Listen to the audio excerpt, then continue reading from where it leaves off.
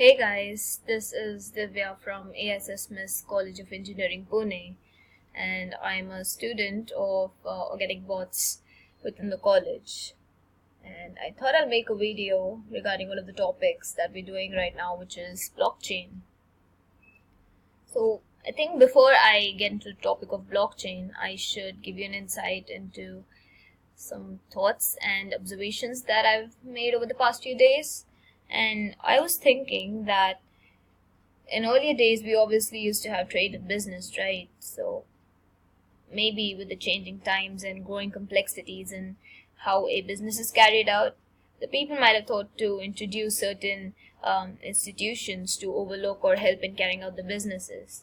And these businesses thrive by working on the principle of, acting as a middleman by sort of helping us, making sure that the trade happens. And as far as I've personally seen, most of the current thriving businesses as well run acting as intermediaries, like Amazon, which acts as a mediator between shop retailers and consumers. Or just take the example of OLX and eBay, which again acts as a middleman for the business of, transfer of used products between people.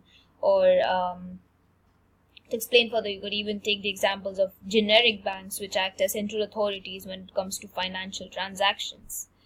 So, what I'm trying to say is that normally when people trade or, carry on business, buy and sell products, they'd have to know the person in order to get what they want.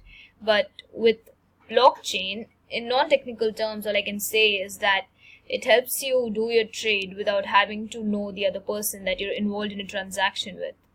It's this cool technology that will basically act as a tool where you will be able to execute the same thing that happens on Amazon, Flipkart, but without having to have that middleman between you and the other end user. So blockchain hence acts as this technological code-based trust to eliminate these middlemen in between, allowing a direct trade. Now, let me try and explain in simple terms how blockchain works. It basically works similar to this age-old primitive method by a general financial ledger where everything was recorded in a progressive fashion. It was this non-destructive way to track data over time. And let me stress over the words non-destructive because it's of prime importance, and it basically means that you cannot delete data. Like if you wanted to change data within that ledger, you cannot delete the data, you cannot erase it, you cannot replace it. All you had to do was, in order to change the given data within the ledger, you had to append the data at the end of the record. And that's how blockchain works as well. In blockchain, to store any information, it's stored in the form of blocks, which are placed in a chronological order and linked to form a chain of blocks. And if you needed to change any data within the blockchain, you had to store it in another block and append it at the end of this blockchain. So, yeah, that's how blockchain works. But unlike the ledger where all the data is stored in a single book, the blockchain was designed to be decentralized with all the same history stored in all these nodes of the network. And this is one of the the beautiful aspects of blockchain, if you think about it, because this distributed data actually prevents any kind of data tampering. And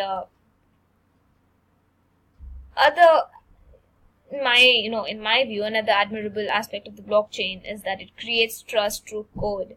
And the thing is that a block is only added to the chain after a cryptographic puzzle is solved by one of the computers on the network, and then shared within the network for the solution to be verified. And this concoction of the math puzzles and the verification by multiple computers is what generates trust, since you don't have a person to trust, but it's all math and code. So let me just quickly summarize what I've told you about blockchain thus far, which is that a blockchain is just public, transparent, append-only decentralized ledger, and a considerable amount of time and money gets saved by cutting out the middlemen. And there's no person to trust, but it's all math and code. Or in other words, you can say that there's this consensus between scattered parties only by trusting the mechanism of the blockchain.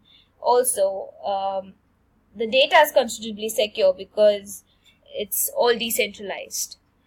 And now that I've spoken about blockchain,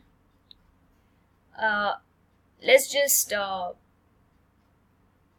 discuss about bitcoins, because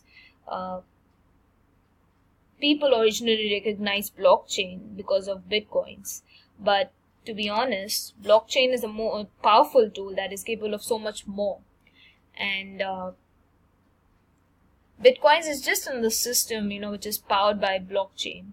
And much of the negative flack that bitcoins have drawn has resulted in a negative image of blockchain as well. But people tend to not trust bitcoins because of the inherent mindset of wanting a centralized authority or someone or an institution of people to stand responsible for their financial actions. And personally, I feel that this can only be eliminated if people are educated about blockchains.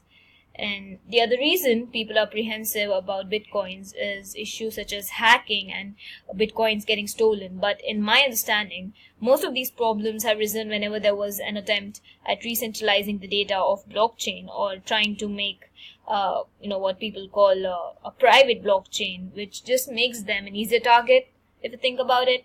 And another reason I'd like to highlight about blockchains is that it's currently in the research stages, and all the hype of the blockchain being able to solve everything is what has caused a disappointment amongst the masses, and that the people need to be educated that blockchains, despite its immense potential of becoming a part of the everyday infrastructure of the world, need not be implemented in everything. It just, like we had discussed in one of our OrganicBots sessions, one of our mentors had asked us, what we think would be, where a blockchain could be implemented. And me and a couple of other associates had put forth the idea that the medical history of patients could be, stored in a blockchain so that it could be retrieved from anywhere by any doctor. And the mentor rightfully corrected us by saying that such problems could just be solved by using an ordinary database. And to be honest, he is pretty right, because the blockchain wasn't required there. You have to look into each and every property of the blockchain and just use it where it's required, and you don't need to implement everything. There are other alternatives to a blockchain as well. But there's this ongoing idea where people think the blockchain could be utilized. Like I recently read an article where it said that down the line, where you'd be having a ginormous number of electric cars, right? You'll have a car battery, hence a distributed peak load power grid with myriads of cars getting plugged in and unplugged at different times throughout the day, right? So the blockchain, may come in hand in keeping track of and also in helping autonomously distributed power loads scattered across the grid within a country. So yeah, so if you think about it, it's just that the blockchain is a pretty powerful concept, still in its research stages, where it can find its purpose in multiple sectors. And if the blockchain doesn't astonish you enough, I don't know what will. But Google it. It's a pretty interesting topic. And yeah, I'd like to end the video here, and thank you for tuning in. Thank you.